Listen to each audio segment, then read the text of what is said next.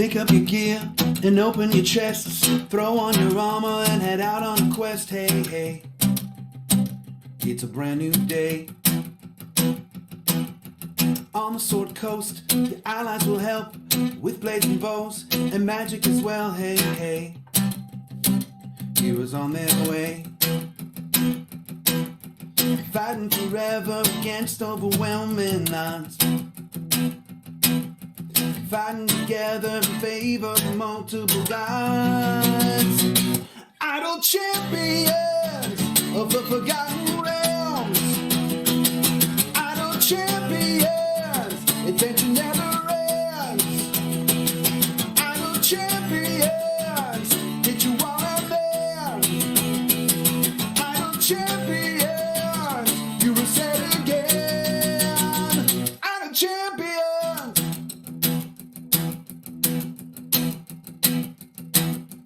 From Waterdeep to Icewind, head out the shelf, all Shadowfell, hey, hey. Together we stay. Walk to the monsters, walk to the boss, walk to the right, it's never a loss, hey, hey. Bad guys to slay. Fighting forever against overwhelming odds. Fighting together in favor of multiple gods. Idle champions of the forgotten realms. Idle champions, adventure never ends. Idle champions, get you all out there. Idle champions, you will say it again. Idle champions.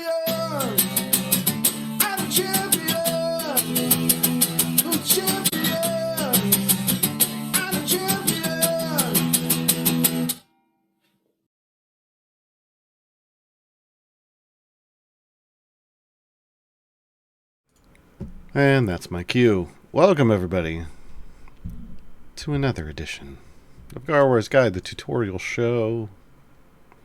That means it's Saturday. I don't know what happened to the week, but it's Saturday already.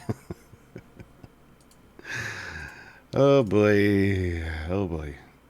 Today with me in the Mod Pod, helping out, grabbing questions from chat, overall, producing the show, Gabe.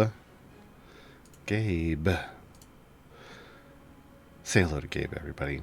Meant to be kind, and make sure when you're posting questions, do the thing that it says down below. Question, then your question. It makes it easier to separate that from just general chatter. So we can get that question answered, and you only have to ask once. Isn't that nice? Today's topic is something we do regularly now, every 3 months. We're doing the 2023 champions, part 1. It's kind of a quarterly review of the champions that have arrived so far. We break them up into nice little bite-sized chunks because once upon a time, Dylan was like, hey, you know, for January, like at the start of January, you could just do a retrospective on all the champions that came out last year, right? I was like, yeah, no problem. January me was not a big fan of November me when I had to cover 18 champions in one episode. My voice basically went out. So now we break it up into segments. So today we're going to talk about these 4 fine champions: Fen, Brother Uriah, Solok, and Miria. So if you haven't interacted with them yet, now you're going to get an idea of how they function. So you can run off and do cool things with them. Alright, so we're just going to dive right in. I'm going to start over here with Solaak, just because they're in the lower bench seat. Solaak joins us as the only champion to ride something. and not even necessarily be in the formation. They did some wild new things with Solok. Solok's riding a Drake. Solok's a male Kalistar Ranger. They are pure support. Pure support. No affiliation. They arrived as literally a champion created specifically for Idle Champions Presents Fury of the Black Rose, the live play stream that just ended just a short while back. Pretty solid. Pretty solid. As you could see, they have a level 0 ability. Level 0 means that they function based off this. It is not an upgrade ability. It is a core piece of how they exist in the game. So Solok's pet pseudo dragon Levitz takes Solok's side in the formation, while Solok rides his Drake companion Tempest. This is a lot of names. Into battle, he attacks from Tempest if Levitz is knocked out by enemies. Solok and Tempest retreat from the battlefield until you change areas. So this is Levitz. And as you place Levitz, you can see this little mental bubble communication going on. They move around based off where, back in the back, based off where Levitz is. But Levitz is the actual placeable feature of Solok. And Solok rides Tempest and attacks from the back. There they go. There they go. So, Solok attacks, ranged attacks, knockback strike. Solok fires an arrow at the closest enemy, dealing damage, knocking back a short distance. So that's every attack is going to be a knockback, and they do it every 3.45 seconds in this formation. That's a little faster than normal, but hey, we'll take it. The ultimate is Tempest. It's already unlocked at this point, so let's go ahead and talk about it. Solok flies over the enemies on Tempest's back, while Tempest breathes lightning breath on the enemies below, dealing damage, stunning, and knocking them back. Here we go. Boom. Yeah. So not a huge knockback, but a little bit. A little bit there on the big bad Baphomet. Level 50 ability Compatriots. Solok gains a reach stack for each champion with a ranged base attack in the formation. Each stack increases the damage of these champions by 400%, stacking multiplicatively. That's the good way. We like it when things stack multiplicatively. So every Solok likes to be in a formation that has a lot of either ranged basic attack champions. Champions with ranged basic attacks. Yeah. You're going to want at least Solok and one other person to really at least get some kind of bonus off Compatriots, but, it's one of those situations where that's going to be kind of their niche use scenario. Whether or not you build an entire formation around it is going to depend on the value you get out of those champions beyond this ability, but it is something to keep in mind. Maneuvers. The effect of Compatriots is increased by 25% each time an enemy is knocked back. So, Solok also likes people who knock back enemies. But guess what? They do that themselves every attack. So, just know they're buffing themselves with maneuvers. So, each time an enemy is knocked back, stacking multiplicatively to a max of 50 stacks. Stacks reset when changing areas. So, again, the good kind of stacking, the multiplicative stacking on knockbacks. Again, you don't need anybody else to trigger this. Solok will do it themselves. Solok's going to sit back there and knock back and can stack up to 50 times on their own as you're working your way through levels. You don't have to race through this. You don't. You can, but you don't have to. Just know they can. I've done it. They can stack that up on their own. They can get to max stacks on an area, especially as you're getting close to your wall. But there are some other champions who are in the meta who have some knockbacks. I'm thinking people like Ayla, for one, has a little bit of a knockback. So there's ways you can combine them with people who aren't necessarily ranged. still get that knockback. You still get the multipliers. But just know they can do it on their own. They can do it on their own. Critical Mass. Solaak increases the effect of the outgoing positional formation abilities of all champions with a ranged base attack by 25% for each reach stack he has, stacking additively. So this is a more minor feature because of that additively part at the end. It's nice if you have it, but again, this is for... you're specifically looking at ranged supports. Ranged supports, because those are going to be the ones that are buffed. Outgoing positional formation abilities. So ranged supports that have positional formation abilities, which are different from formation abilities. Like Critical Mass itself is a formation ability. It is not a positional formation ability because it doesn't focus its ability, it doesn't activate its effect based off positioning in the formation. So you need it gets a little, a little more crunchy.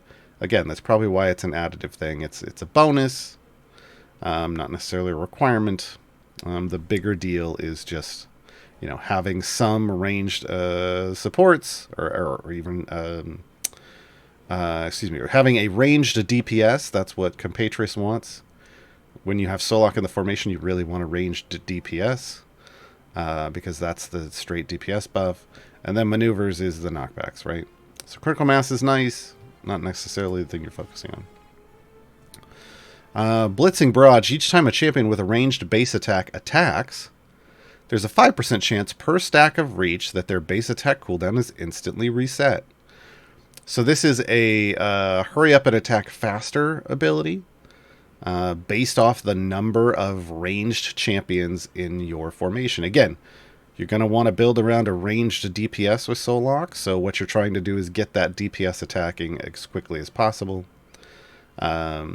Obviously, in a 10 champion formation, if you could build entirely ranged, which is... I don't even know if that's possible right now. We have one ranged tank, and that's it. If you could pull it off, that's just a 50% chance, basically. So just, enjoy that there's going to be a chance to reset. And you can get some more attacks off, right? Specialization-wise, Unwavering, Emboldened, and Confidant. I would have thought maybe, anyway. So, Unwavering. Solok's base attack speed is reduced by 2 seconds. Additionally, the effect of maneuvers is increased to 30% per stack. Folks, this is pretty solid. Remember, maneuvers is based off the knockback. So, cutting 2 seconds off of Solok's attack speed is going to have them attacking, at least in the formation I currently have, a little more than twice as fast.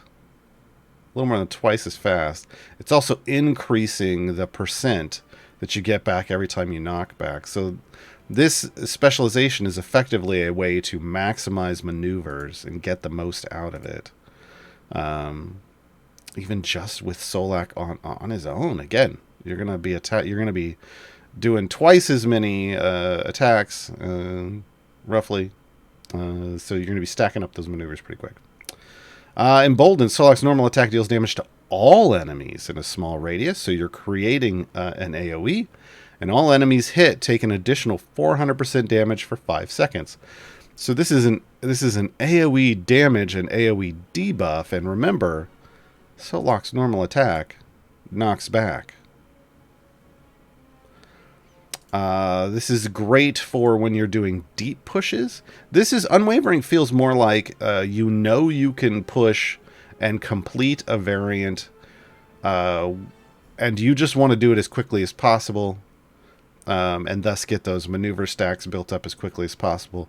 Whereas Emboldened feels more like I'm going to push deep, where there's going to be a lot of enemies attacking my formation, and we're going to knock them back and keep maneuvers maxed out the entire time.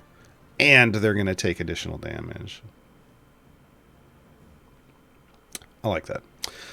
Confidant. Each formation slot occupied by an escort adds 1 reach stack for compatriots.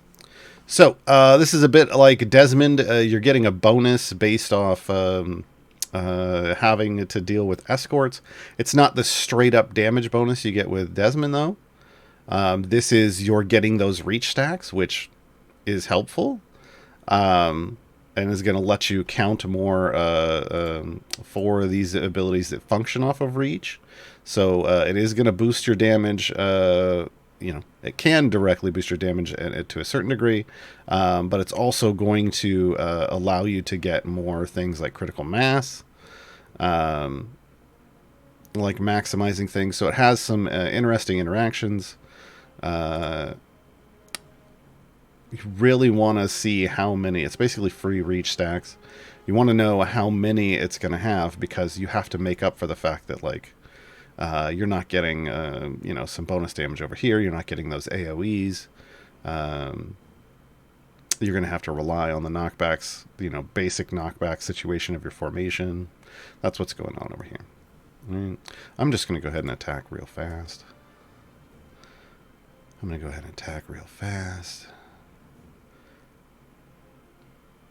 There we go. Okay. Was that everything? Yeah, they squeezed everything in before the specializations. Okay. So that's how Solok's kit works. Item-wise, we have a pair of Damage All Champions items to start off with because they're support. That's how it works. They have a Compatriots item and a Maneuvers item, so they are buffing. They're just doubling down on Compatriots because, remember, Maneuvers buffs Compatriots, so everything's going into this. They have ultimate attack damage and ultimate cooldown. Feat-wise, we start getting some interesting additions. They have something that has nothing to do with their kit whatsoever available as a feat. So we have increased damage of all champions, but then they have feats that allow the base attack to stun enemies for 4 seconds. Percent chance to stun. We haven't really seen just an entirely new function added for the champion, but this is kind of a feature of, hey, they're shooting lightning at people. Maybe it should stun people, and then they're firing this off. They actually give you 3 feats for that. Presumably, well, no, this is going to be because it's. I don't remember if we tested this out. I can't remember if it's additive or if... yeah, it's got to be additive. Otherwise, it would be hot garbage. Because you'd start at a... yeah, I think they're additive. I think you get up to a 70% chance. Because otherwise, they start at a 0% chance, and this would be absolute hot garbage. We also get feats for Compatriots and Maneuvers. Again, they're just going all in on Compatriots and Maneuvers. That's the main focus of Solok's kit. And then if you need stuns for some reason, you can stun. I don't know that what was confusing to me then, and still is confusing to me a little now, is there's nothing in the game that functions off of stun for ranged attackers. Lucius loves crowd control, but Lucius is a magic-based attacker, so would have no synergy with Solok. So they're having a little fun with trying out some new feats, and Solok's the target. All right, up next is Fen. Fen joins us from the Black Dice Society. Female Dampier Drow, Warlock Rogue, DPS support, Chaotic Evil. It's just double up on everything. Pack Blade is the basic attack. Fen darts out to closest enemy and slashes with her longsword, hitting all nearby enemies. So an AoE attack based off the nearest enemy. Fen, so DPS support, really for Fen is going to come down to the specialization you choose, in my opinion. We'll talk about that when we get there. I have used them as both and found them solid as both. Yeah. First ability, Mischievous but Dangerous. Fen increases damage of all champions in her column by an amount. So very much like Brunor. Everybody should know how Brunor works. Brunor buffs in his column with Rally. Fen does the same thing with Mischievous but Dangerous. Patron's Oath is kind of what makes Finn a must-have high time gate priority champion. Patron's Oath. While Finn is in the formation and you are in a patron variant or free play, patron challenge progress made by her party is increased by an amount. I have a feat in. Initially, it's 100%. Initially, you get double credit for patron challenges. Now, remember, folks, patron challenges are these weekly ways you get extra currency from each of the patrons. Time-consuming things. Finn doubles that at base and has a feat that increases it, so it basically goes up to 4 times credit. So Finn allows you Brunor plus Finn allows you to quadruple credit patron challenge stuff, so 4 times as fast. 4 times as fast. Just fantastic. Warlock Pact. Finn likes to have warlocks in the party. Finn reduces the normal attack speed of all warlocks in the formation by 0.1 seconds for each point of wisdom an adjacent champion has above 10. So this is a formation building queue. Well, Finn is a warlock, so this increases Finn's, makes Finn's attack speed faster. But it also cues you that you really want, if you're going to have support Finn, it's better to have support Finn if your DPS is a warlock. They're going to attack faster. Okay. And then the key is you want to have people with high wisdom near them. Now we get a nice little indicator here. This is the sword and the numbers. Right now it looks like somebody peeking up above a sword with real big eyes. But as you put them next to people, you can see what the total is. So Brother Uriah is sitting here with a 22 wisdom. Gets Finn a 1.2 second reduction on attack speed. Gets all warlocks a 1.2 second reduction on attack speed. Because if you'll note, it starts out up near 6 seconds. Now suddenly down here in just in the 4.5 range. So super solid reduction. That was just one champion. If you have Finn placed with a bunch of champions around, now look, we've got 2 seconds. We've taken off all warlocks' attack speeds. So pretty neat ability. Again, it does mean you're leaning towards a warlock DPS when you have Finn as support. In fact, I mean, look, it's the Black Dice Society. They're built around working. They're really built well to work with each other, and it's letting you run either Finn DPS or if you want to run Nahara DPS. There you go. There you go. All right, specializations. Now, like I said, this is kind of where you decide what you want to do with Finn, in my opinion. Shadows in the Underdark, to me, is the support spec. Curse of the Dampier, clearly the DPS spec. So Shadows in the Underdark, Finn imbues her blade with Eldritch Energy, increasing the effect of Mischievous but Dangerous. That's the buffing ability. And causing her normal attack to deal an additional 5 seconds of Bud-based damage with each hit. This is fantastic because it makes her effectively a secondary DPS as a support when you're getting those Bud-based hits off.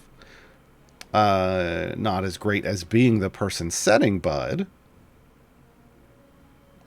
but super helpful for chewing through armored enemies or hit-based enemies. Fantastic.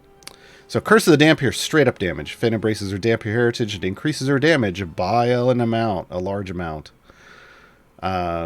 It is such a larger amount that it is, if you're going to go DPS, you want Curse of the Dampier. You don't want Shadows of the Underdark.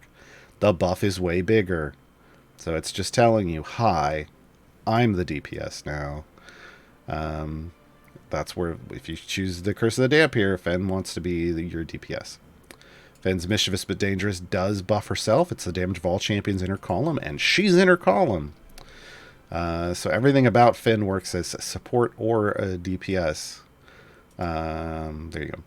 So I've got you, friends. Finn increases the effect of Mischievous but Dangerous by 100% for each champion in the formation that is either a Black Dice Society affiliation, here's that synergy, more synergy, or has Wisdom of 15 plus, and it stacks multiplicatively. So Finn likes high Wisdom champions in the formation. Right now, we're looking at I've got you, friends, with 3, and that's getting me, you know, an EO5 bonus. Not bad. Not bad. We'll take it. We'll take it. So in a full Black Dice Society group, which again functions really well, you're going to see some nice bonuses. All right, ultimate attack is her form of dread. Fen transforms into her dread form. She sprouts wings, leaps into the air, and charges directly across the area, dealing 1 hit of ultimate damage to all enemies she passes and knocking them back a short distance. So here's what that looks like. Boom, wings, and then back. It flew so fast, went around the world, came back in from behind. You'll love to see it. You'll love to see it. Now, because Finn is DPS support, we see a split in the items. We get a self-damage item, and then we get a damage all champions item. Then we focus in on Mischievous but Dangerous. And then I've got you, friends. So Mischievous but Dangerous, the column buff, and then I've got you, friends, that Black Dice Society / Wiz 15 plus bonus that's multiplicative. Yeah, that's nice. Then we get an item that increases Fenn's specializations by an amount. So we're seeing more of this lately, and it's nice. Because you're basically either going, by doing that, you're supporting either the fact that she is going support or she's going DPS. Yeah, we'll take it. That's why those numbers were looking so big on the specialization choices. And then we get an ultimate cooldown. Item. Damage all champions feats, self-damage feats. Then we focus into, you get Mischievous but Dangerous, you get I Got You Friends, you get Patron's Oath, that's the one I was talking about. If you pick up Finn for Patron Challenge stuff, this is a must-have feat. It's pricey, but worth it. Then you could boost specializations even more, right? So yeah, I feel like a decent feat selection. Finn is, a new champion, so we'll probably see those feats expand out even more. We could see some more. I like to see more of the 80%. There is one 80% down here that's in that was in the emergence event. It will arrive eventually, just as a gem feat, so most likely a 50k gem feat at some point in the future. That's Finn, folks. Let's talk about one of Finn's compatriots, Brother Uriah, also Black Dice Society affiliation. So, Human Cleric, Lawful Good. Aren't they, though? Healing Support. So, base attack is magical. It is Toll the Dead. Uriah points at a random enemy and deals damage, preferring enemies that are already damaged. So, that means that their target will be someone who has already taken damage, because that's how Toll the Dead works mechanically in D&D. Otherwise, just a random enemy on the screen. Base ability, Doomed in Darkon. Brother Uriah increases damage of all champions in his column and the column behind him. So 2 columns, his column and the column behind him, by an amount. Ezra's Embrace, Brother Uriah heals all champions within 2 slots for 10 health per second. So this is, again, these are both formation placement cues for you. This effect is increased by 25% for each formation slot containing a dead champion or an escort, stacking additively. I know that sounds odd. Why would they be healing dead champions? They're not a necromancer. But again, this is a situation where they're going to work well with Desmond. Desmond likes dead champions and escorts as well. So they're kind of doubling up on that. You bring Desmond and Brother Uriah to that party. Dead champions aren't just champions that have literally been killed by enemies. There are champions in the game that count as dead.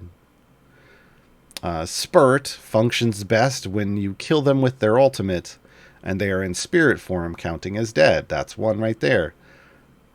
There are members of Black Die Society affiliation, like Voronika, counts as dead just all the time. So these are ways that you can get this credit while also having functional champions, and Brother Uriah works right in that. In the grip of Azalin Rex. This is why I was like, are they lawful good? After 100 normal attacks by champions in the formation, so after all champions in the formation, they count up all the attacks, after 100 of them, Azalin Rex takes over Brother Uriah for 60 seconds. Notice right now, Brother Uriah's name looks normal. At some point, probably while we're talking, Brother Uriah's name will go into quotation marks. Because at that point, that is the signifier that it is no longer Brother Uriah. They are instead in the grip of Azalin Rex, and it's Azalin Rex Jaegering Brother Uriah.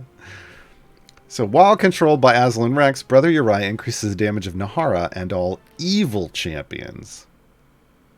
Evil champions. So again, Brother Uriah built to buff Black Die Society. Will buff Nahara DPS, but will also buff Fen DPS.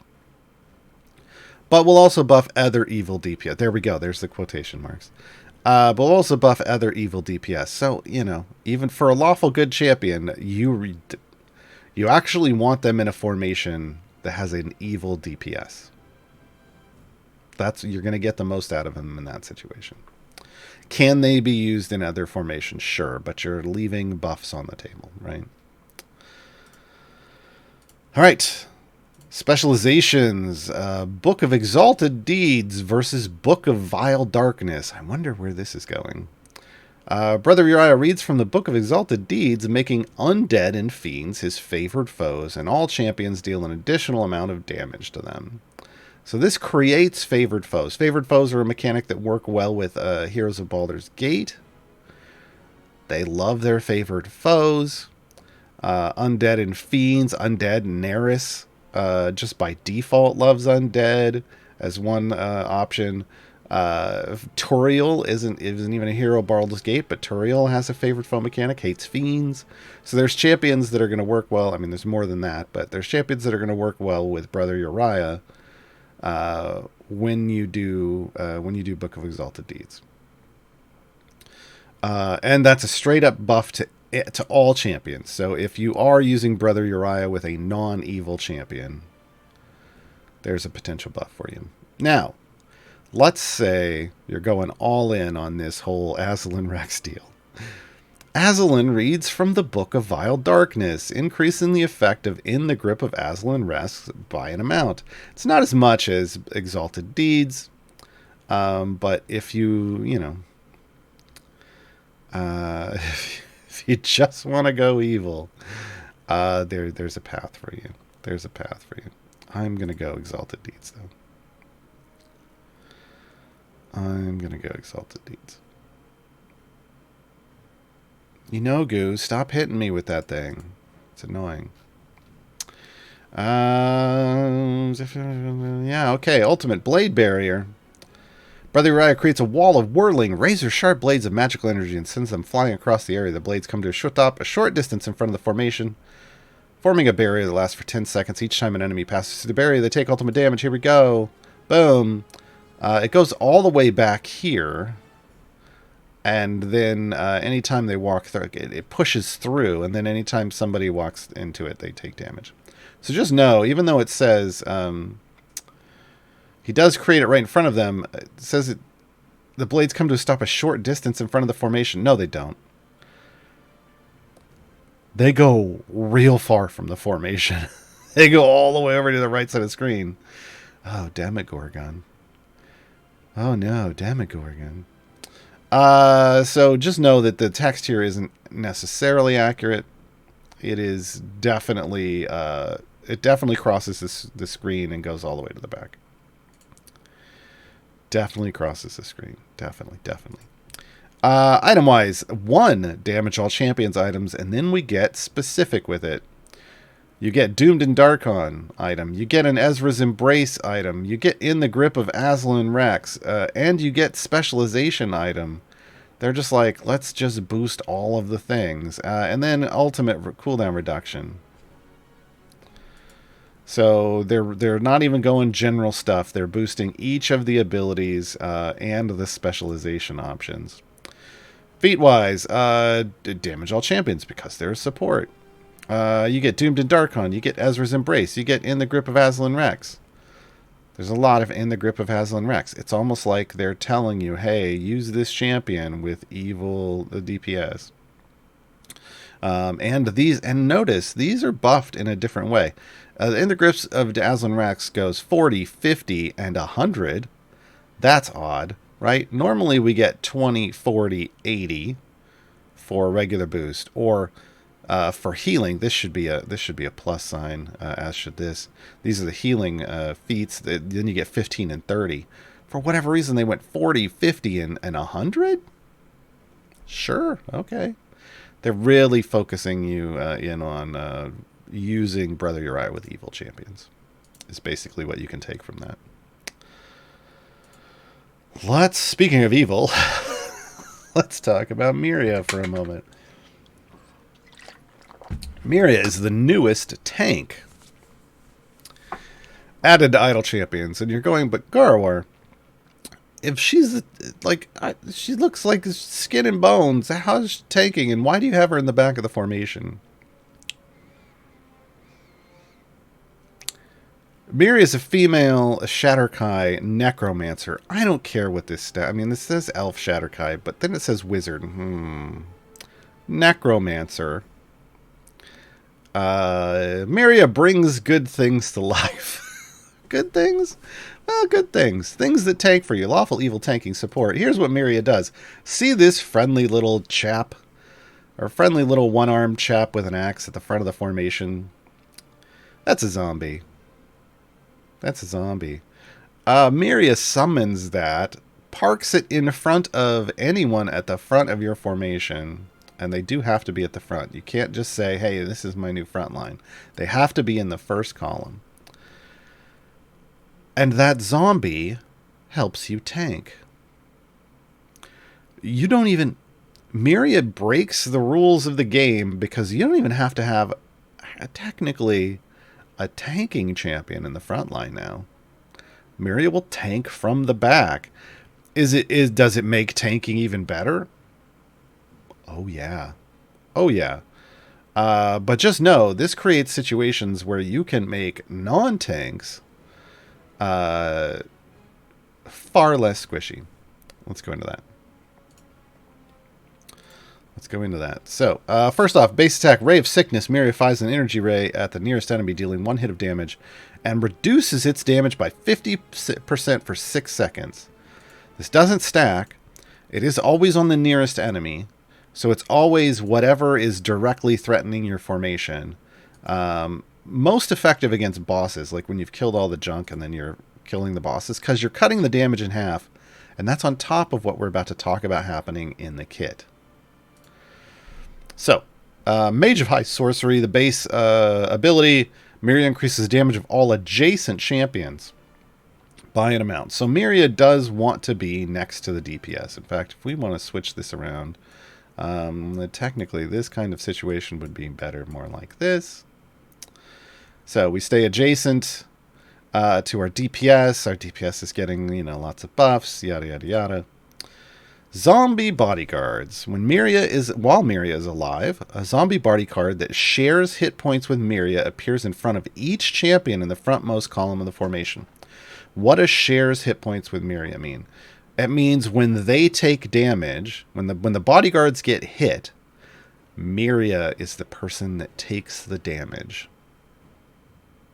Okay. When a champion in that column takes damage, the zombie bodyguard takes 90% of the damage instead, while the original target takes the remaining 10%. So if a bodyguard hits Brother Uriah, and they would do 100 damage. Brother Uriah takes 10 points of damage, which is good, because Brother Uriah, squishy. Miria takes 90 points of damage. Now keep in mind, so this is damage mitigation, effectively. It's taking it off the person in the front, passing it up to the tank, Miria, in the back. And if Miria has been attacking that person, that damage is already cut in half already. So instead of a normal 100 attack, it would be 50, in which case Brother Uriah has taken 5 and Miria has taken 45, right? The kit works real well together. Soul Cage. When an enemy is defeated, Miria can capture its soul and gain a Soul Cage stack. Her maximum number of Soul Cage stacks is 1 for every 20 areas completed in the current adventure. Rounded up. So even before you, when you're on area 1, you have 1 stack. So right now we would have 3 stacks, I believe. Let me go to check Soul Cage. Yes, 3 stacks. Because we're in the 50s. So, Miria increases the damage bonus of Mage of High Sorcery by 25% for each Soul Cage she has, Sage stack she has, stacking multiplicatively. Again, that's the good way. So, Miria is a champion who rewards you the further you can progress. Further? Sorry, folks. It's a Idle Champions ad joke. The further you can go in an adventure. She does not have to be in your I don't think she has to be in your formation to get those stacks. It should just be swap her in when you get there. To be honest, I haven't tested that. It doesn't say anything about it in her kit. So Miria is going to reward you the further you go, which is nice.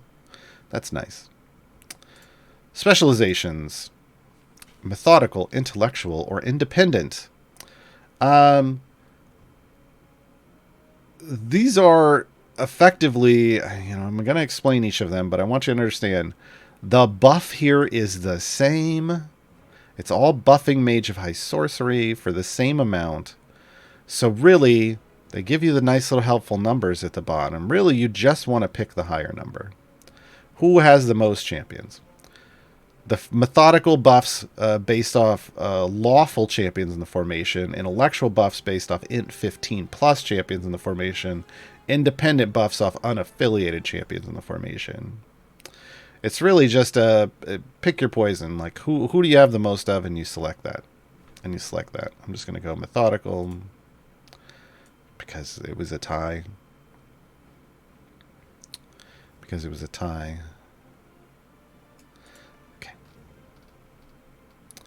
Clone. The Clone Wars have begun. Miria maintains a stash of clones in her inner sanctum with a count equal to her Soul Cage stacks. If Miria is defeated, a clone immediately appears and takes her place at full health. So what does this mean? I mean, before we even finish this, right now I have 3 Soul Cage stacks. So if Miria takes enough damage to die, she's immediately replaced with a healthy Miria, full health Miria. And then we do it again, and then we do it again, and then we do it again. So 3 Soul Cage stacks means I get 4 times Miria has 4 times the health she currently has. That's the way to think about it.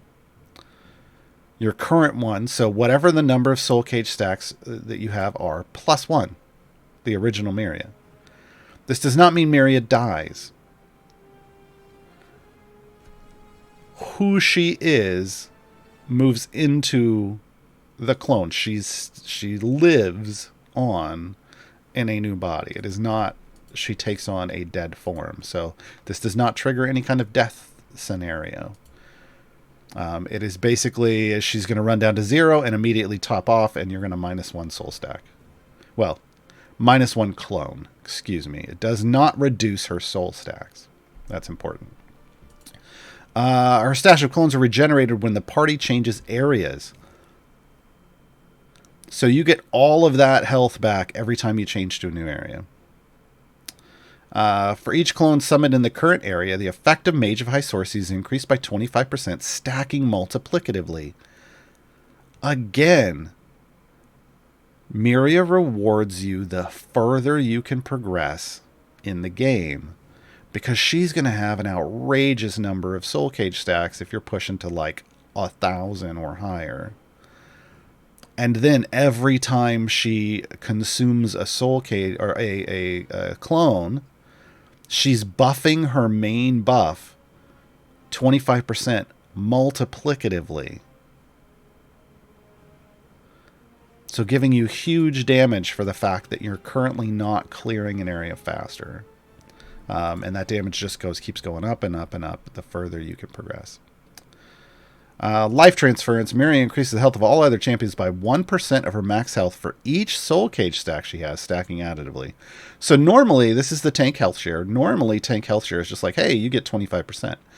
Miria, once again, is like, nah, I'm going to give you a bonus based on how far you've progressed. Once again, so like right now, if I have, I'm still at 3 soul cage stacks. Right now, I'm only sharing 3% max health. But guess what? I don't even need to. We're at such a low level, I don't need to share a lot of health. But when I have, say, 50 soul cage stacks, I'm sharing 50% of her health, which is a big deal. Tanks don't do that. She does. So she can create situations where you can have, if you're pushing deep, you can have incredibly healthy tanks. And they're getting a 90, they're effectively, you can have a full tank line and Miria tanking in the back, and giving them 90% damage reduction. Wild. Wild. Miria's ultimate is Dance Macabre. There's a song for that. Oh, I forgot to cue it up for today. Maybe I can fix that before we go to the break. Maybe we'll end with that one. So, Dance Macabre. Miria summons 5 skeletons to the battlefield. The skeletons deal 15 attacks to the enemies before vanishing. All enemies are slowed by 50% for the duration due to the confusion on the battlefield. So, you get damage based off this, but you're also slowing their movement by 50%. So, you're keeping things from getting to your tank line. So it's something you want to fire off as they're entering the screen to prevent them from getting to you. Here's what it looks like. And they're just going to jump on things and attack over and over and over again. There are some interesting bugs with this. I'm just going to throw it out there because every now and then sometimes there's bugs that make you happy. There's interesting bugs with this where sometimes the ultimate, the skeletons will stay on the screen and never go away visually. And you can end up with just this rectangle of a screen here where the enemies are supposed to be. That's just the biggest Dance Macabre. It looks like Taylor Swift played a small nightclub and every Swiftie in town tried to pack in. It's just sardines. It's sardines. It's pretty funny. There's some pictures out there.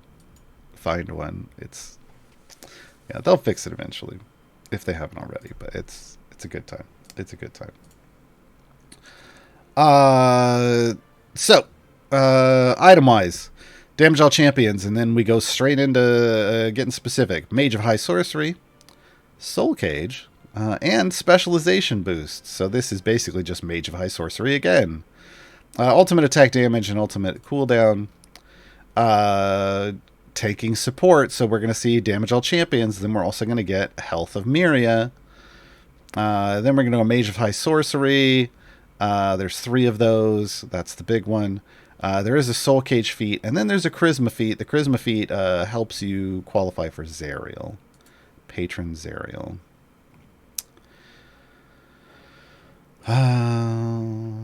That's been happening to me, but my team will clear a stage and not progress. Then I just have 100 skeletons on the screen. Yeah, because it all keeps happening. The skeletons have nothing to kill. Yeah, because there's too many things on the screen. Like I said, they'll fix it. But it's humorous. It's humorous for me because I just see it in screenshots. Obviously not for everybody else. All right. We're going to take a short break. Hold on. During the break, I will fix. We will go out. We will end the day on Dance Macabre. But I believe our break song is The Demon and the Witch, because I love it so much. We don't have a whole lot of... Gabe's been grabbing questions, but it doesn't look like we have a whole lot. So, folks, if you have questions about these 4 champions, or if you have questions about any of the game mechanics of Idol Champions, throw them into chat. We will get into them in the second half when we come back from the musical interlude. Otherwise, I don't know what I'm talking about. This is a Q&A show, folks. Come on. The second half is, anyway. All right, we'll be right back.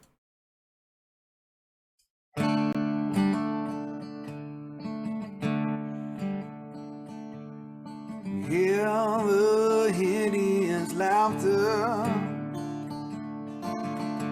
cackling through the trees. Don't you know what she's after? Love's a cruel disease. Smell that fire and brimstone. Sail around through the sky. Princely demon of pleasure. Lust is in his eyes.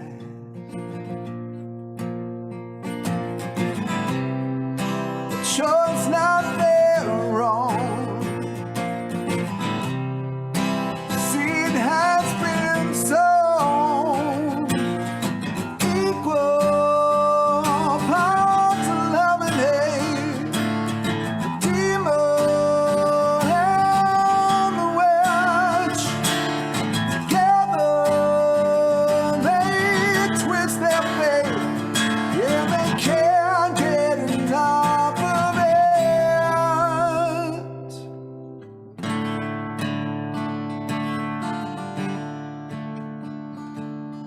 Child of Baba Yaga, destroyer of your dreams, the guises of the worldly. She's never what she seems. Evil, bound by evil, desire bound by strife, anger bound by hunger, lovers bound for life.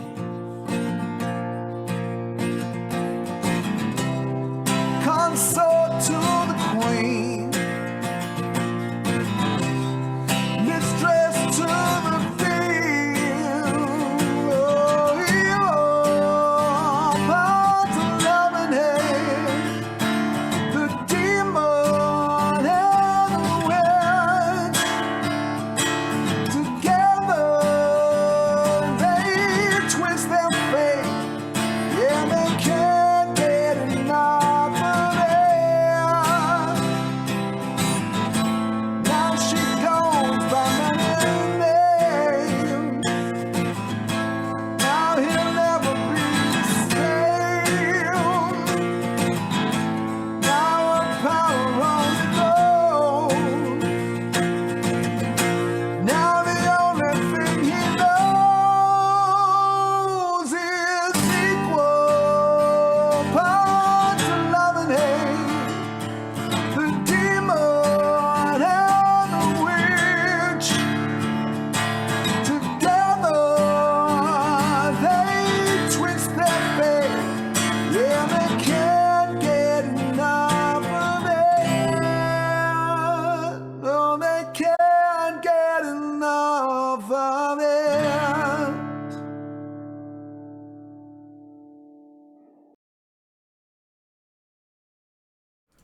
Okay, I had to turn captions off during the break, but they're back on because I was singing along. I like that song so much. So we're back. Gabe's grabbed some questions. We got about a half a dozen. We could use a lot more, folks. We got like an hour left on this stream. Don't make me do one of Justin's one-man reenactments. I am not prepared. I don't have his lines. T5 cats. Well, is this? Sure, we'll just do them all. I'm not even gonna do them. There's only like one that's on topic. So, with pigments, is 3 each on 2 champions the same as 6 on 1 champion? If they're both able to be put in the formation, yes. Now the difference lies because they're all just their own unique multipliers. The difference is in if you have 6 on 1 and that champ doesn't qualify for anything, then well, there went all your power from pigments, right? Whereas if 1 qualified and 1 didn't because you put 3 on 2 champs, your pigments are still providing power, right? But ultimately, you know, if everyone, if you can use, like, if you put 1, you could put 1 on each of 6 champions. If they can all go in your formation, it's all the same. It's all the same total multiplier. It's the same as having 6 on 1. If everybody can be in the formation. You know, the trade-off is, you know, well, yeah, if 5 of them can't be and 1 can, and you would put all 6 on that 1, then you get all of it at once. But, you know, there's trade-offs. There's trade-offs. Dilettante for the win. Best ranged knockbackers. I mean, Solok. Egbert is the ranged tank. Oh, where's Egbert again? Egbert's right here. In slot 7. Egbert's the ranged tank. He's got a knockback on his basic attack. But I'll be honest, I haven't really looked for ranged knockback champions because I tend to just use groups. Like when I've used Solok, I've thrown him in with some meta champions, including like Ayla. And honestly, I find he ramps up, even if I don't have Ayla, I find he ramps up his maneuvers well on his own. Because I'm generally running him in that AoE spec. So by the time I want that damage from maneuvers, he's AoE knockbacking things and gets to full real fast. I haven't tried to build out just a full range formation with him.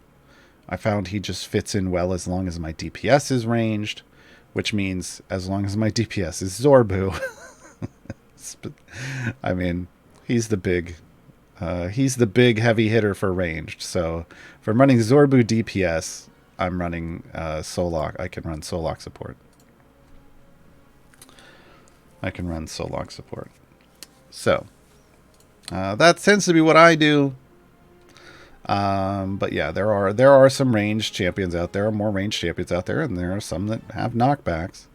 But we only have the one tank, and that's why I point that one out specifically, because if you're trying to go full, you can only have a single tank front line. Deathcrawler, what's a good place for fighting owlbears? Usually the wilderness. Oh wait, I'm thinking D&D. In game,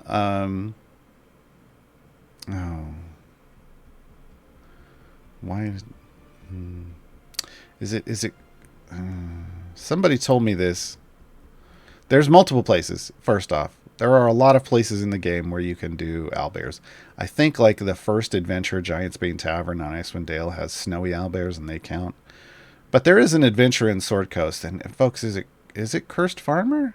Is it Area 15 of Cursed Farmer? Yeah, Area 15. It's the boss. The boss on Area 15 of Cursed Farmer is an owlbear, and all you have to do is go to Area 15. I did it with click damage. I could level up my click damage to 20.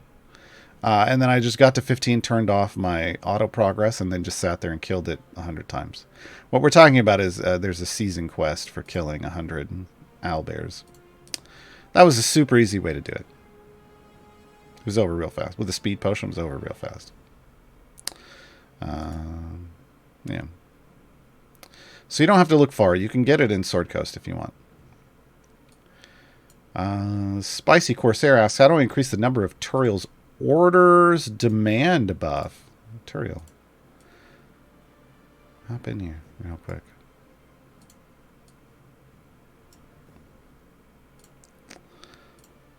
Orders demand. When an enemy attempts to attack Turiel, they instead attack a different valid target if one is available. When this occurs, Turiel increases the effective embodiment of the law by 30%, stacking multiplicatively up to 30 times and resetting stacks when changing areas. So, how do you increase the number of Turiel's orders demand? You get to a place where enemies are attacking Turiel. It's that simple. Now, this has to be done in a situation where Turiel is not the only champion in the front line. Because Turiel, despite being a support, functions as a tank line champion like this. You would need to create a situation. You would either need to go to a campaign that has 2 or more slots in the front line, or you'd need to back off one in Sword Coast and let them get to a point where they're being attacked. And what happens is, as the enemy moves up to try to attack Turiel, Turiel just Jedi mind tricks them onto the other person in the front line. And that gets you an orders demand stack. So what I did is I changed my season farm formation because Turiel was in the second line with Human, and I just removed the tank in the front line, and then I went back to running that thing, and Turiel stacked that stuff up. So Turiel is a tank line champion. So Turiel goes in the tanking column when there's more than one slot. Basically, I call them a nega tank or an anti-tank. They -1 the tank slot. So if there are 2 slots in the front, and you have a tank in one and Turiel in the other, you've -1'd the tank column, and it's now a 1-tank formation, and Turiel's just buffing from the other slot. The thing is, and that works here, because if I put Turiel up here and I don't have Miria in the formation, Turiel can't redirect, and Turiel has no health, generally speaking, as we see. Because they're not a tank, they're a support, but they exist in the front line. You've effectively made it so you have no tank if they're alone. But to do orders demand, it's all about reading the ability. An enemy has to attempt to attack them, and they need to instead attack a different valid target, which means you need to have them up front with someone else to redirect them to. There we go. Shevik, I've not heard you say anything about Briv. Is he okay? Briv left my main account and went to my new player account and is helping my new player account complete Waterdeep variants. Lazy Cat, what do component pieces do? What are the do's and don'ts of using them? So component pieces are a function of I guess I'll put a core in. I had it out for this. Component pieces are a function of the Modron pipe game. They're down here at the bottom left. I have an overly large number, not because I create lots of component pieces, but because they've been giveaways in lots of things. You either get component pieces as rewards for certain things, like sometimes it's a reward in a meta event, sometimes it'll be a reward for something that CNE's like, here, people want component pieces, right?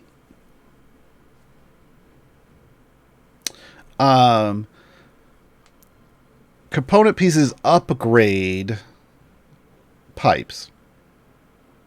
So if I click here on upgrade mode, I can see pipes that are currently not epic. So you see all these purple pipes it's not giving me upgrades for because they're already epic. But everything that's not epic has the ability to upgrade. So a white pipe can be upgraded to a green of the same shape, but with a basic bonus. Cost 10 component pieces. A green can be upgraded to a blue. Again, from the basic bonus to the next basic bonus. Again, it stays undirected. 50 component pieces, right? And then a blue can go to a purple. Again, up the basic bonus. It costs 250 pieces. So it's a way to take the same type of pipe and upgrade it to a higher rarity with a higher boost, but it is going to be the same kind, right? So how do you get component pieces? You get component pieces, wrench. I wish they'd get rid of the wrench, and I wish in upgrade mode you could then break down. But what that comes from is breaking down pipes to get component pieces. So one white gives you one component piece. It's via dismantle. One green gets you 5. As you can see, it takes quite a bit to get to the others. One blue gets you 25. And, man. One purple gets you 125. Right?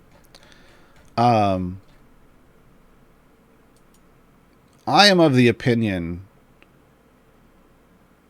and this is based off years of playing this game, don't dismantle your pipes. Don't. I don't think it's worth it. I'm sitting on hundreds of these white pieces, and I still haven't bothered to take them apart. I don't know that it's worth it. They do give you component pieces occasionally as rewards for things. I would just soak those up and use those every now and then. I only upgrade components if I have built out the best possible scenario I can with the pipes that I have, but I'm just shy of a boost and I have an upgradable pipe. I'll upgrade the pipe. Otherwise, I don't bother, which is why I have a bunch. Because generally speaking, just getting better pipes is usually the solution. And that does take a while, but yeah. So I don't generally use component pieces. But I would say, generally speaking, especially if you're newer, don't dismantle things to get component pieces. Don't. Later on, when you have built out multiple Modron cores and you feel like you really know which pipes are valuable and which aren't, maybe you can dismantle some. And honestly, I think the only dismantleable pipes for me, the only dismantleable pipes, there are a couple of these quads down here at the bottom. There are these four-way directed pipes. There are a couple that to date I have found absolutely no way they could ever function in the game without causing an overheat issue. There's just no way. But I still haven't dismantled them yet because I'm still hoping that one day they might be functional. They might introduce another pipe shape or way of pipe working that would make them functional. And also it's just not worth it for me to break them down into component pieces. So I think component pieces were something they tried to make happen, and in the current situation, they're just not worth it. If component pieces allowed you to do other things than just upgrade, like, I don't know, modify pieces?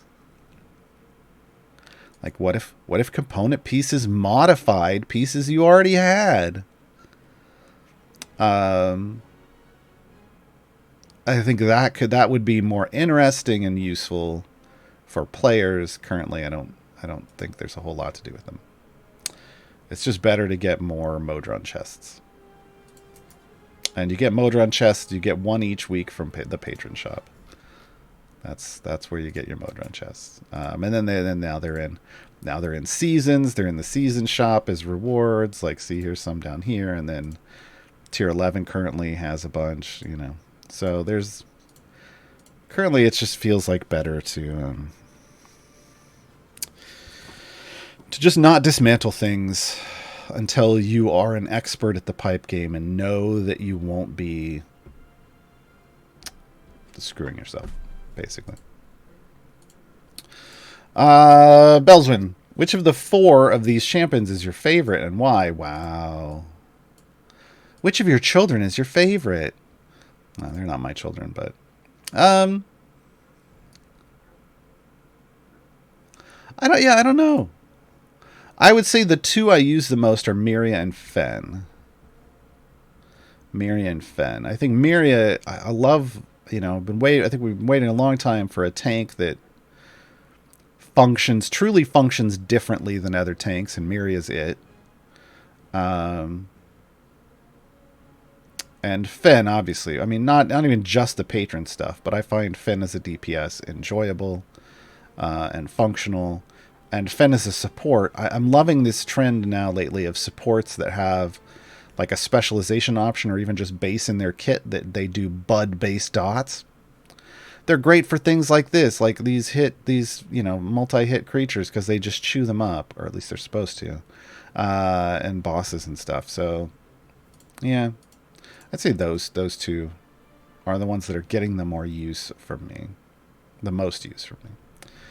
Uriah, as a newer player, is it better to complete full campaigns or work on different areas to have more divine favor once the spring wraps up? Once the spring wraps up? I don't know what that means. So.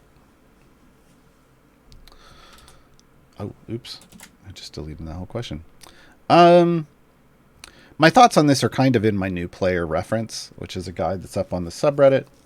I'm sure somebody can link that in chat if you haven't seen it yet. I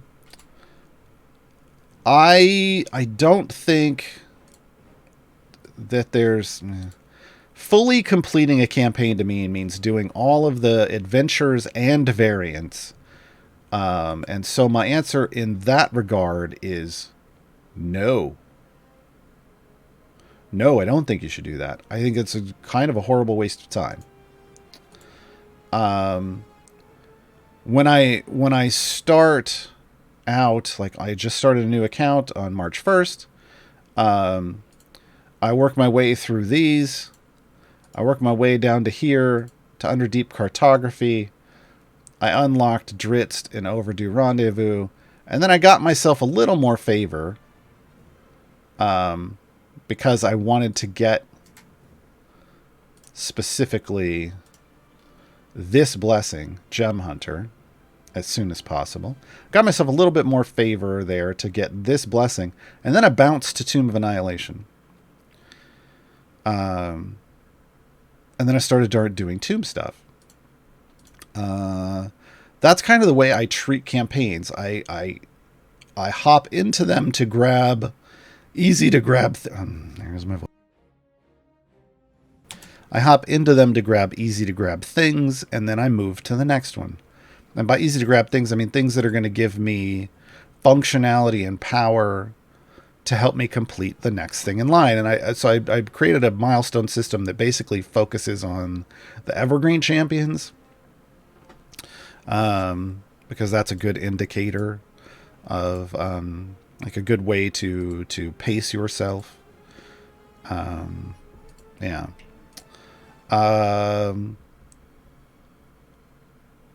So you're grabbing you're grabbing some favor, you're doing the campaigns, and you're moving on. And that favor obviously going into blessings. The global blessings are the big ones. They're going to help you do other stuff. But I move in a very set pattern personally. So like I grabbed Dritz and that second tier global, and I moved to Tomb of Annihilation. I worked all the way through Tomb of Annihilation. And when I say all the way, I mean I did the full storyline, which is just the basic adventures.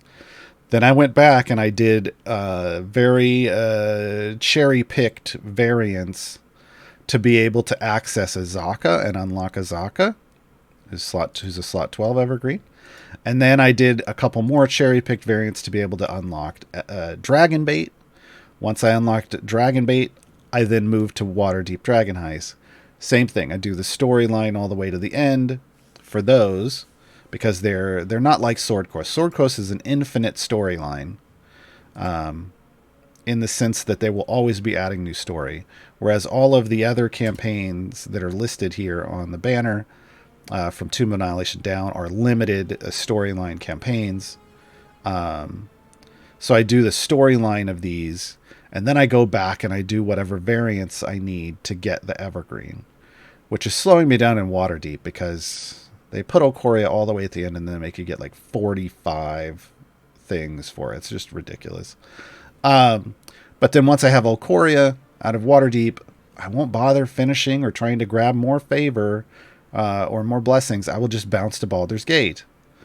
And I will do the same thing, working to get... I will play through the storyline, which is going to unlock a couple things for you I don't want to ruin. And then I will go back and I will do the... and I will work up to the variant to get Rhea, who is the Evergreen from there. And I will pause here to do some patron stuff, because Baldur's Gate is like the first place where you can really get tons of patron influence and currency fairly easily. And then I will keep doing that same type of thing as I work up through these, while doing other stuff along the way, like the season, and time gates, and events, and trials, and, yeah. Just kind of keep overall progress churning while dipping into other, the other time-limited things that are going on. But you should be working on like season stuff. You can just kind of you should be able to a certain degree do a lot of this as you're doing regular campaign stuff, just by kind of altering the formations you're building and pushing with. It just kind of depends on what's going on and if you're doing variants with certain restrictions.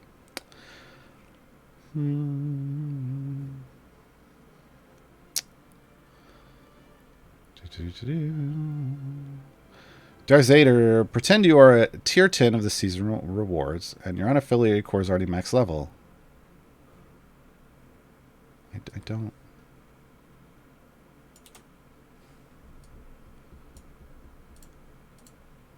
So are you saying, like, would I buy this or not? If I'm on free to play, no. There's no point in getting the XP. I would just get this. And I'd probably get this on my new player account. I would get these two things. Well, I would get all three of these things on my new player account if this was maxed already. If I bought the season pass, though, right? If I bought the season pass, and I want this, you have to make a decision. Do you want spec choices by 80%? Then you have to buy that. It's a sunk cost. It's a sunk cost. Just consider. I mean, if you've already maxed your unaffiliated core, then what you're doing is paying $3,500 for this. Now, if you really want to know what Gaarawarr would do, Gaarawarr would stop leveling up his unaffiliated core, so that there's, less 50,000 or less XP left to go in preparation for just buying this. And then just not use the unaffiliated core until I got to tier 10.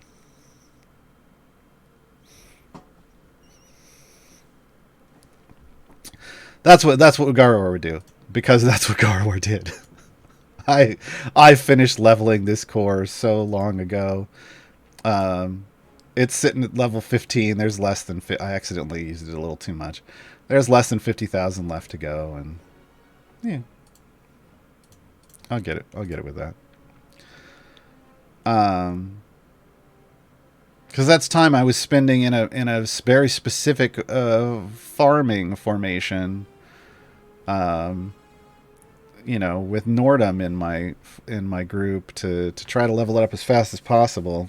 And then I was like, okay, then I'll go back to doing other things, because now it's within range, and I'm gonna buy that anyway. So, yeah. Kokomatic, do you have any tips for the Bird Strong? I added the strong part. Bird Strong quest from week 3. Have her kill with impressive blade work. The extra attack that is bud based. So yeah, as people probably noticed, I'm pretty much done.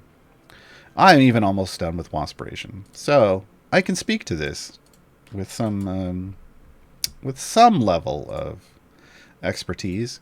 I put my season 3 farm formation in Vecna Lives. There's probably better places for it, and honestly, what I'm doing right now is probably the better place. The Demon Lords of the Abyss, if you have it. If you don't, Vecna Lives. Why would I choose these two places? If I go hunt this, let me go to the quest log and let me get it so that we can look at this. Where are you at? Where are you at? Let's see. There we go. Kill 100 bosses with the extra attack from Birdsong's impressive blade work ability.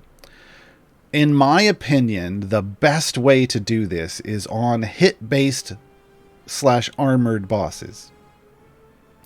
Because impressive blade work does bonus damage, right? We're talking. Where's my birdsong? Oh, she's over here. Sorry, brother Uriah. So impressive blade work is, oh god, it's all the way down here. There we go. 5 seconds of bud-based damage. So that's 5 ticks of damage. So, in my opinion, that's best used on something like this Nalfejni. It's 50 hit points.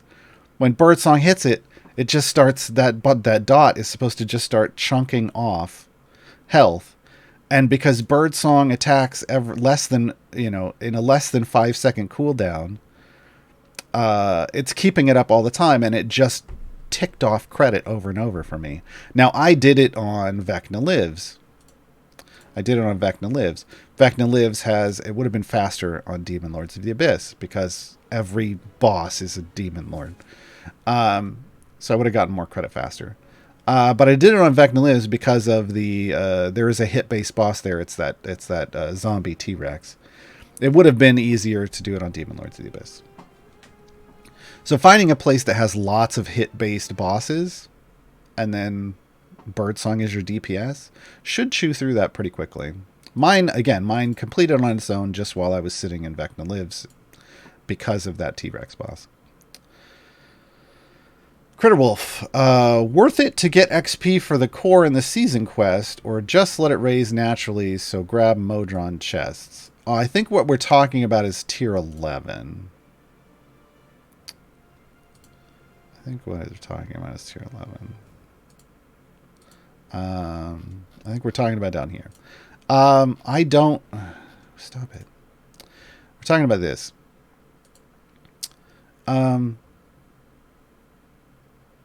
Yeah, I think that's kind of a trap. I don't see the point. That's why a lot of people even complain about it up here for, various reasons. I would do this. You're going to get to 15. But what you're not going to get is tons of Modron component chests. So I would stay away from this. I would just, if you've bought the season pass, then tier 11, the primary thing you should be purchasing is just Modron component chests over and over and over again. If you're on the free-to-play path, you should be buying contract packs. There's no reason. This is a way to dump. If you don't have 2,000 left at the end after buying tons of these, you can dump 1,000 into this if you have it. It's a release valve. It's a too highly priced release valve, but it's a release valve. So you're either going blacksmithing contracts on free to play or season pass Modron component chests. HLS 30. Which champion in game do you think is most hilariously misrolled? A support champion that is far better DPS than support.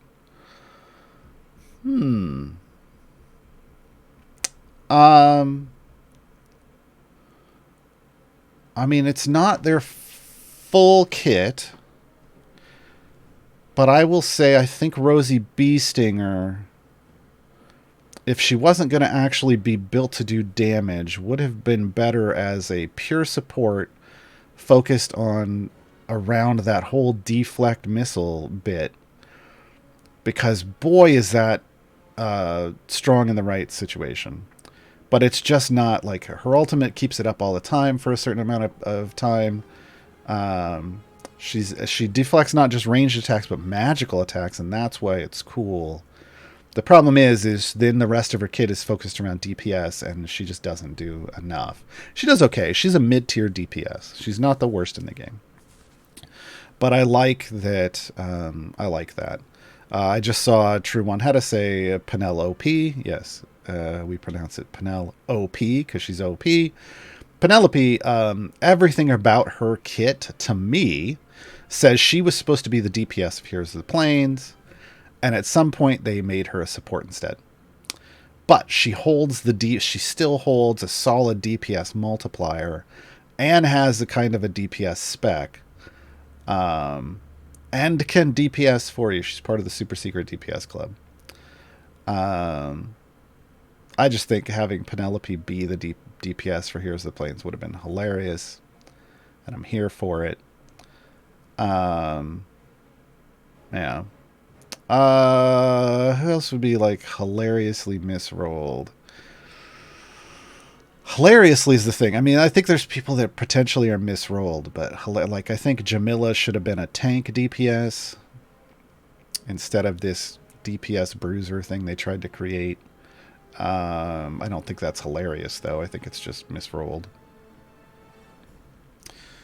I don't know. Yeah, that's probably it.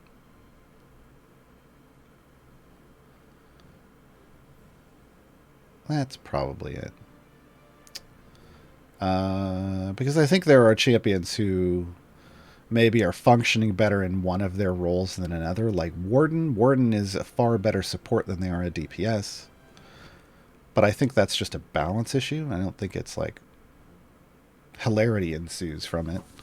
But I think it's funny that both Rosie and Penelope are these tiny little things that are amazing supports. One of them does more DPS than the other one, and their roles are, and it's the opposite of the way it should be. Bagatch, I think. Do you have any advice on completing a nimble approach? The last variance in Witchlight. I can push out, but usually fizzle out in the 830 range without the DPS to finish. Yeah, hold on. Generally speaking, I don't remember this stuff. Nimble approach. Storage base attack speed increase the damage by 1,000%. Use champions that have dexes. So the issue is you just don't have enough damage. And if you're 70 areas out, that's a situation you kind of got to figure out. If you're using the very best champion options that you have, then you're doing your best. And what you need to do is get more damage from somewhere else. It isn't going to come from favor. You probably need more perks, or you need, an overflow, a supercharged Modron core, or you need legendary gear, right? There's something that you have to get that favor from. What I usually do when I'm trying to do variants, usually it's specifically patron variants, but any kind of variant where I'm unable to reach the finale, I try to really look at the formation and make notes. I will keep a notepad document. Notepad++ is your friend. I will keep a notepad document that tracks my progress. I'll put in your case 830 out of 900 as what I reached, and then I will look at it in a critical way, and I will go, what is actually keeping me from progressing? Is it that I'm using champions that really don't belong? Like maybe they're able to go in the formation, but they're not really helping. They're just kind of filler. In which case, what I need is either for those champions to get buffed or in a rework, or for them to add new champions that qualify for this adventure. If I'm using the best possible champions, though, and I'm still not able to make it, then I know what I need is just more power, more overall what I call account power. And I'm going to have to get that from a Modron core, from more perks, from making sure I've maxed out all the blessings. It's not necessarily going to come from favor. Favor falls off. Once you can soft cap, favor isn't the big deal that you want it to be, that it is early on. So, Look at what's getting you there, how your formation looks. Are you building it correctly? Are those the best choices for you? And then like look at your character's gear. Is everyone in full epic? What are their item levels? Like have you let some fall behind others? I keep an item level floor. So there is a lowest average item level that I will allow every champion that I own to be. And as I get more and more bounty contracts, or blacksmithing contracts, I raise the floor up. My floor is currently probably as high as it's going to go for a while. Let me go look at that. I want to say everybody's average item level 200 now. Yes. So I have spent a lot of time getting my point to where the lowest average item level I have on champions is 200. That means no matter who I end up using in a formation in a variant, they've got solid power. I also have everyone in legendaries, but that may not be something you can do quite yet. Yeah. So yeah, figure out, like, take a real critical look at your formation and try to figure out where's the weakness in this. What's going on that's preventing me from get there? 70 areas is a lot. It's a lot. So there's a big chunk of power you're missing from something. And it may be from multiple places.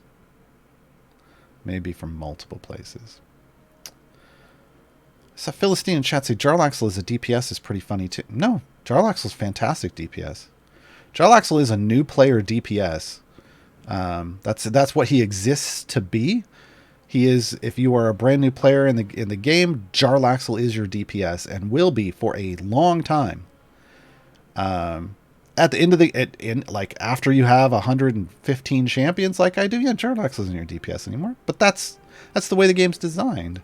Those starting 12 champions are supposed to get replaced by all these other champions. Does that always work? Well, with Ashara, Ashara still works in game. Tyrell still works in game. There are champions that still work in game, but the point is you're supposed to use them early on, and they function great early on. But once you get into start transitioning into more towards the mid game, you should be swapping into event champions or evergreens. Yeah, Jarlaxle is fantastic DPS early on. Jonas, I have a Briv and a Human at a good level. Which champion or champions would you focus levels on? And most champions maybe 10 left to get at the most. Okay, so you say they're at a good level. I'm going to assume to me, that means your Briv is at least guaranteed 1 skip, 20% chance to 2 skip. And Human is at least giving you double credit all the time. Hopefully you've got that or higher.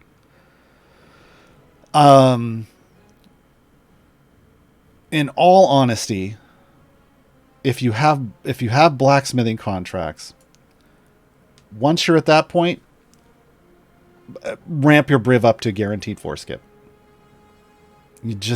It's just worth it. It's just worth it. And then cap your Human. All of your early blacksmithing contracts should go to between Briv and Human to get first Briv up to guaranteed 1 skip, 20% chance to skip 2, Human up to double credit, then go back, in my opinion, then go back to Briv, 4 skip, then go back to Human, cap him. At that point, I'm probably dumping item levels into Virgil. Virgil slot 5 is their speed item, and when you cap that, it gets you guaranteed double credit on everything just with Virgil. So Virgil and Human together create a 1 to 2 kill clear situation. Who would I do after that? After that, you can supplement out like sentries item caps, speed item caps. Obviously you want to focus. The most efficient way to do this is if you have shiny potions to target, you want to target those speed items so they cap quicker. Brivs slot 4, if you could get a golden Theodinarax, Like 3632 is the goal for a golden Theodinarax. Human golden rainbow eggs is 1172 at the cap. Shiny isn't that much higher though, honestly. A shiny can be okay here. Oh, is it 3626? Okay. I don't know. It could be 3626, it could be 3632. I don't know. You're going to go over it. You're going to go over it, which is why you then get the feat. Why you then get this feat, Wasting Haste, that caps it at a 4 skip. So I don't remember the number anymore. It's in the 36s, but once you get there, you're gonna go. Unless you're trying to get there perfectly, you don't have to anymore. You just get the feat. But yeah, then Human up until the rainbow eggs cap. Again, you're gonna want at least epics on this, preferably shinies, so you're not having to spend too much time dumping stuff into it. Virgil is a slot 10 champion, and it's their slot 5. Shiny, you're gonna want to get a shiny here because 1985 is a solid investment. Now Virgil's speed does get better the more rivals of Water Deep you have in the formation, but I don't tend to aim for that. I tend to just use Virgil on their own. Capped, it's a double. Sentries is slot 3. I don't know why they got away. I don't know why they put Virgils on 5 and Sentries on 3 when the other main ones were on 4, but yeah, whatever. Yeah, because people like Deacon and Shandy, they're going to function great for you without any item investment. Whittle is a great one to pick up as well, and it is the slot 4, Tasty Friends. I don't feel like you need to invest a whole lot in Whittle, if I'm being honest. Her feature multiplies based off the number of champions that are around her, and it feels like she caps her effect pretty easily, or at least gets you close enough, or you can use a Whittle Deacon combo to make sure you're there without going super hard on Whittle. That's kind of the thing, and you can see that's my Briv Gem farm has Briv, Shandy, Human, Whittle, Sentry, and Virgil in it as far as speed champions go. So practice what I preach, that's what I use. But, Shandy doesn't need the items. She just needs feats. Everybody else can use some item levels up to a lot. Some up to a lot.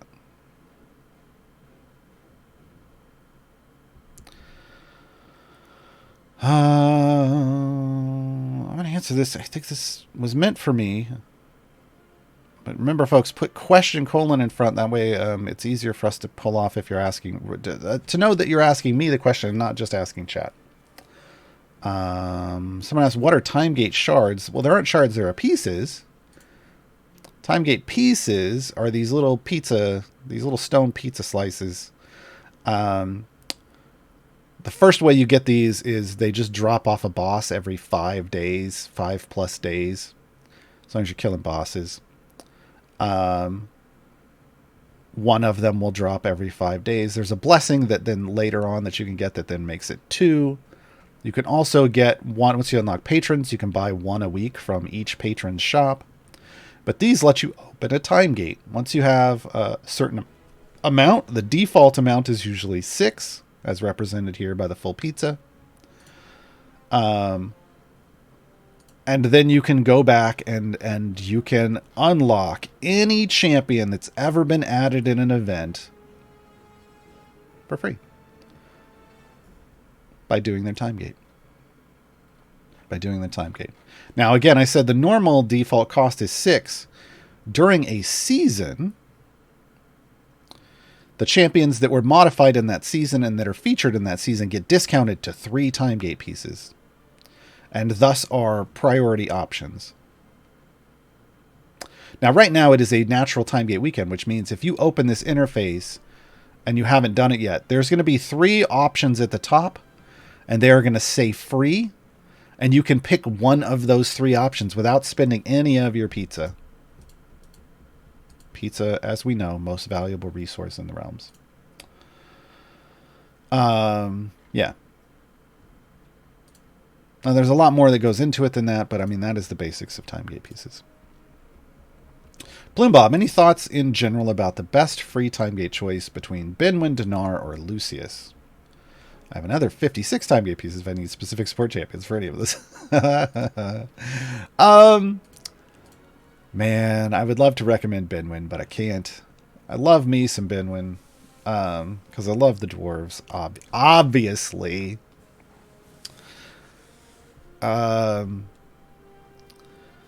It's Dinar or Lucius, and I guess it depends what you're looking for. Dinar, I find, is a solid support. Are they A-team support? No, they're C-team support. Come on. Oh, I had to, folks. But no, they're not like your primary go-to option in every situation, but they are a solid support. Lucius got a rework recently and is a solid DPS, and they have a ramping mechanic for their DPS based off the number of crowd control effects that have triggered on have been triggered by other champions on enemies, and it's a multiplicative bonus, which is a good way. So it can be a great support, and they come with like a built-in slow with this, their frost ray. You can have a lot of fun with that. I do. I find they're kind of both.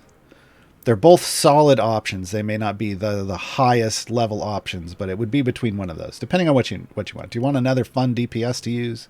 That's solid, a solid completion DPS.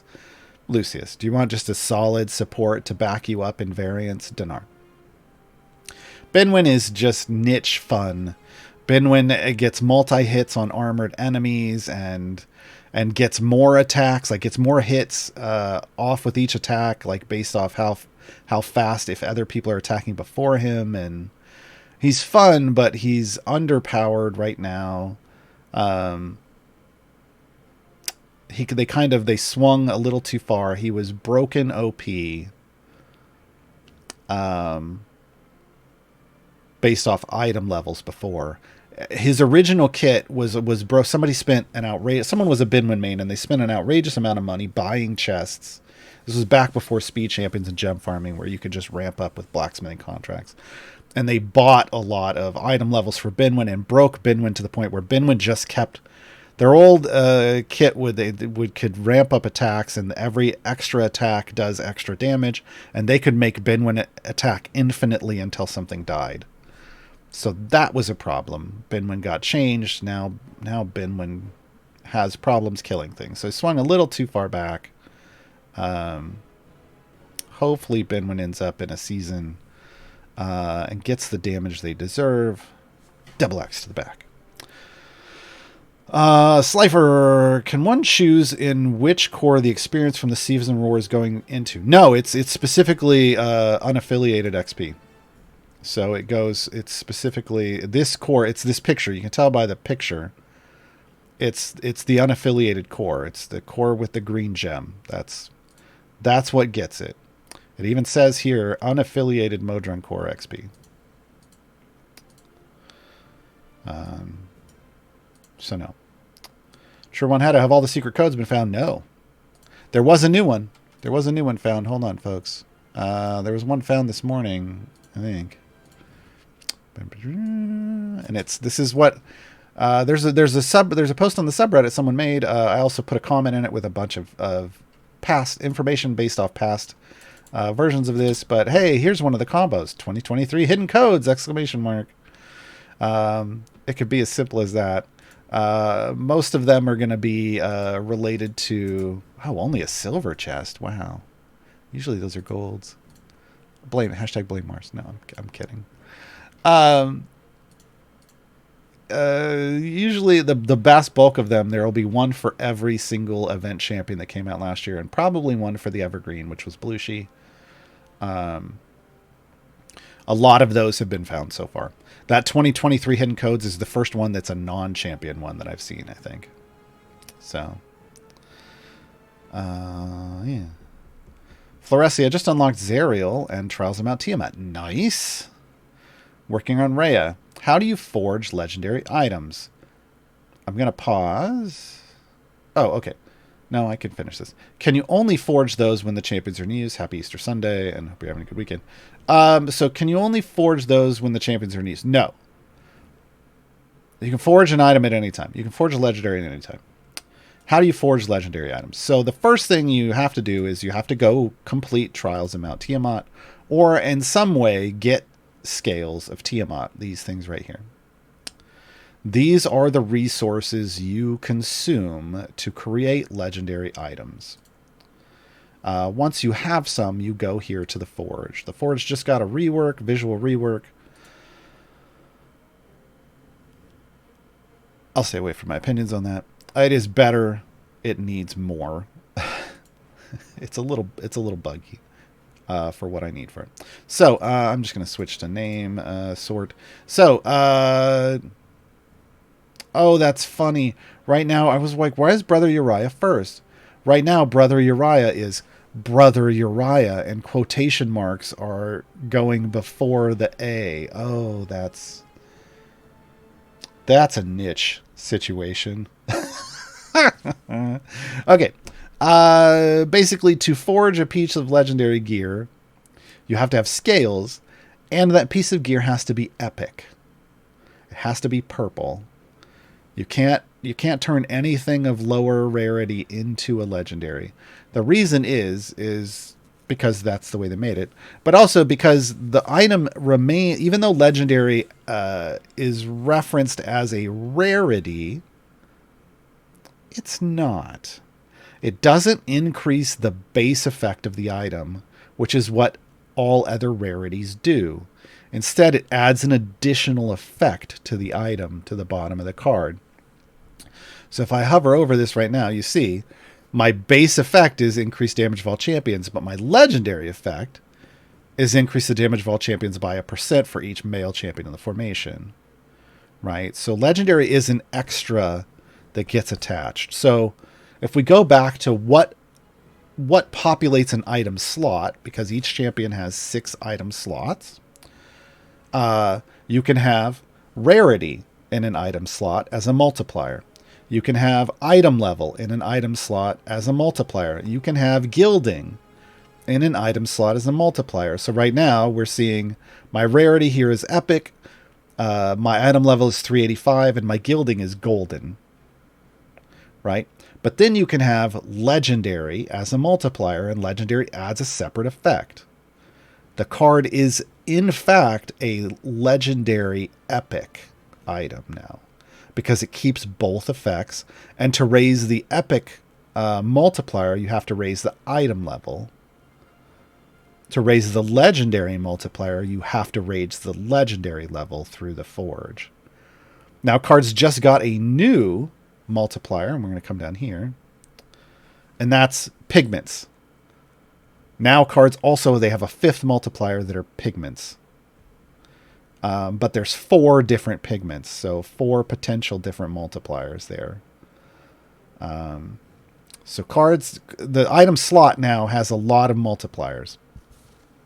So item slots hold these permanent bonuses, but know that legendary is not in fact a rarity. It is an extra effect.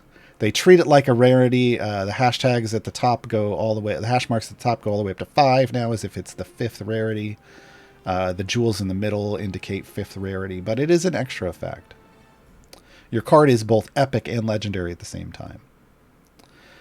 So you click. I can't demonstrate, but you would click an epic item, and you would come over here, and this button would instead say Forge, and it would have a cost here, which. The cost, I have a guide for this on the subreddit. You can check it out. It is updated for the newest version of the Forge. The cost depends on how many legendaries you have on that champion so far. It's cheap to get the first one. They give you that first taste. And then the cost goes up after that. And you would hit the Forge button, and it would cost you scales. And then to upgrade the level, you are using a combination of scales and the favor that gets assigned to that when it becomes legendary. And then there's 6 different effects. They get assigned at random. Once you have assigned all 6 random effects, then like if you get all champs by 100 first, then the next item is going to be one of these other 5, and then the next item is going to be one of the other 4 and 3 and 2 and 1 until you've seen all the effects. And then if you reforge, it starts going through randomly. Reforging is the long game to try to get the perfect effects that you want. But you can upgrade. The items keep their level. So if I reforge, I still say whatever level I'm at. This is a level 1. That's not super helpful. But like Alindra has a level 7 here. If I were to reforge, it would stay level 7, but it would be a different one of these abilities. Right.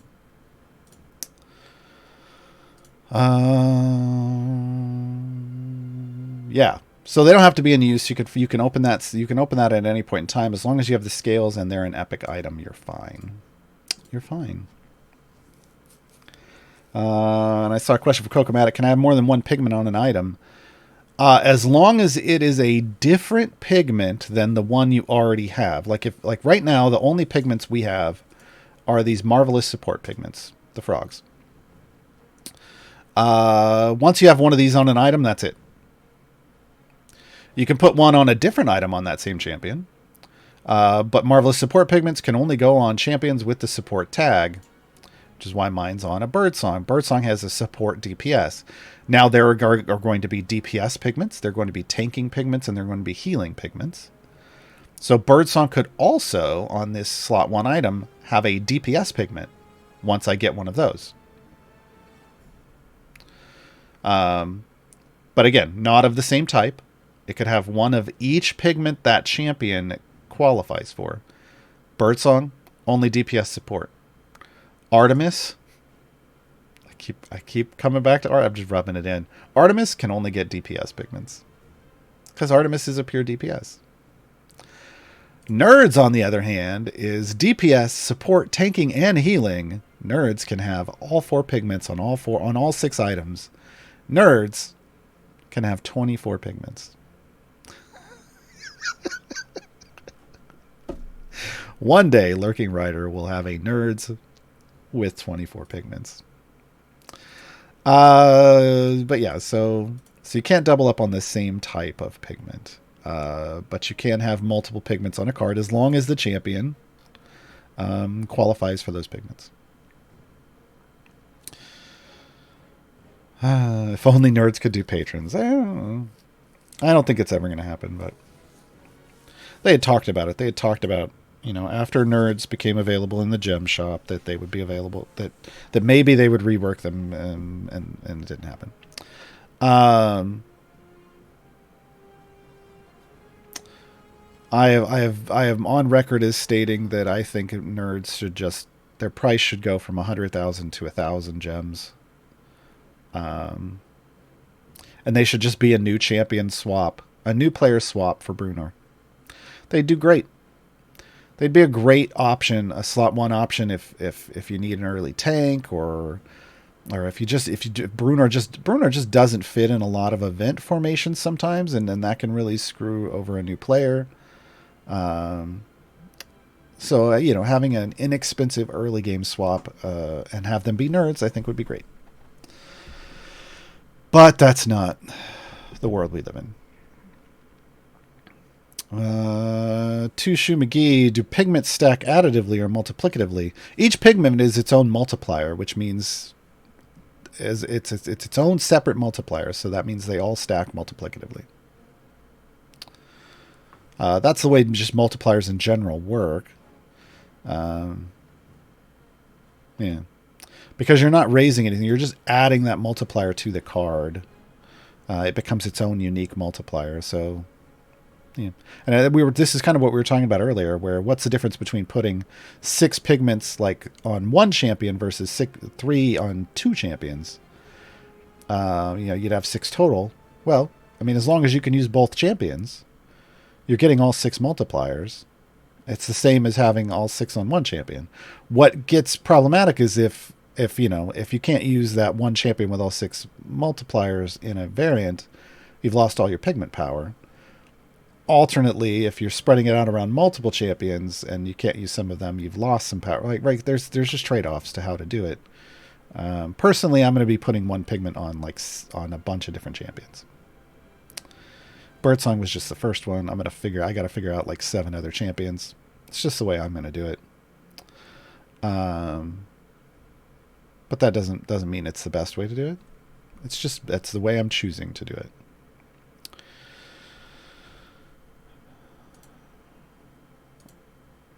Oh, right. Well, tanking healing pigments don't increase. Well, we don't know what they do yet, Maxi Cubert.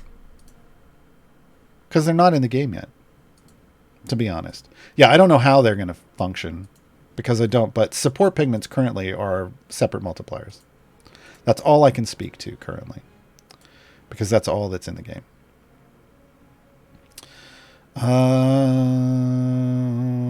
Regis 2K. The achievements that provide percent champion damage, do they buff click damage as well? No, because click damage isn't champion damage. All the achievements increase damage to all champions. Your clicker isn't a champion. So this is formation damage and not formation pushing damage and not click damage. The only way to increase click damage is to come over here and upgrade your click damage. Or to debuff enemies, but that's not what those achievements do. Kenloku, what are the top characters you use pigments on? That's utterly subjective to each person. It really is. I put it on Birdsong because I find my Birdsong is super strong and great right now after her rework, and I'm going to be using her a lot for pushing, so that's where I put it. Still don't know where the others are going to go because I haven't decided which. They need to be on champions you're going to be using regularly. Probably, meta, I hate to say it, but more meta event champions. Because then they're going to see, they're a limited thing right now, so they're going to see more use that way. But ultimately, that's up to each player to figure out.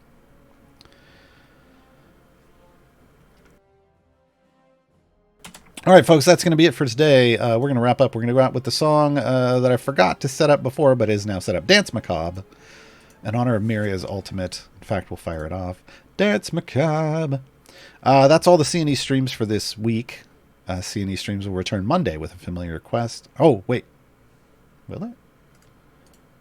Hold on. Monday is Easter Monday. I don't know if it will. I can't remember. But for sure things will return on Tuesday. For sure things will return on Tuesday.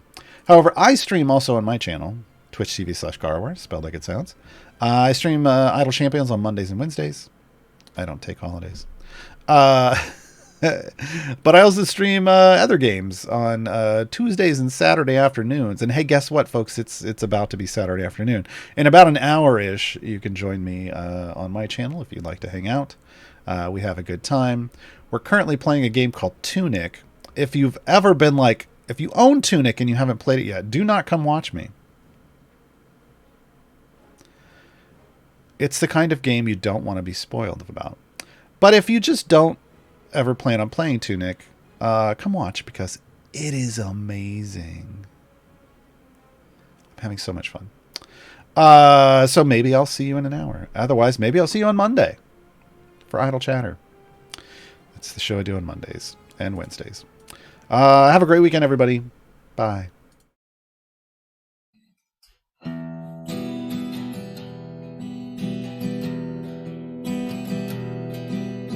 Once I had a heart, a liver and a brain, fell on my own sword. Now this is what remains, raised up by dark magic, then my flesh was shed. Now I serve my master as animated dead. Every new adventurer is fodder once they're floored, a walking bag of bones to add to our decor. They bring us everything we need inside our worthless hides. From within their flesh, our new soldier shall arise.